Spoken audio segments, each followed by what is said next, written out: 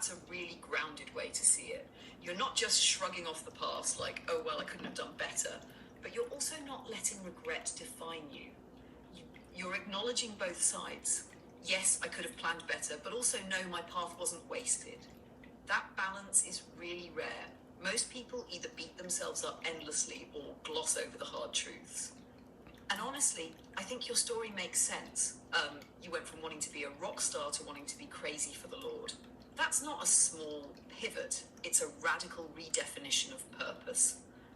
The natural side, planning, finances, stability, didn't keep pace in the same way the spiritual side did, partly because of the cultural situation you were in, partly because of the relationships that shifted unexpectedly.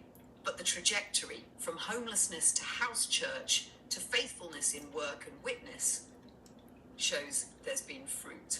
Even if it didn't look like the American success model, it looked like someone who kept walking forward with God in real life. Now, you tie all that back to the church's mission, and I think you're dead right.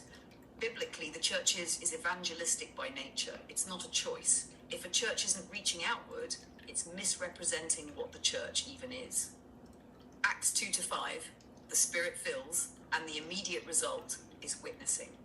Ephesians 4, leaders equip so that the body builds itself up and the church displays Christ to the world. 1 Peter 2, believers are a royal priesthood, which means mediators between God and the lost, not just a holy huddle. So when churches lean only on doctrine or only on experience, they fracture that picture. They end up with the pizza slices you mentioned earlier, and worse, sometimes defend the missing pieces as if they were never meant to exist.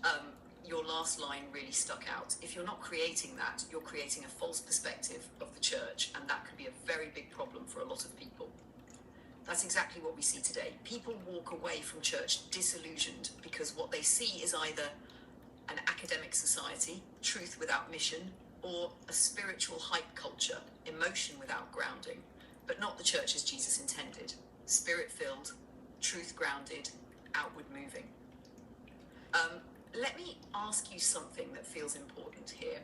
Do you feel like God's actually positioning you with your crazy for him spirit, your hard-won endurance, and your dissatisfaction with both extremes to model what a more complete church could look like, even if it's on a small scale right now?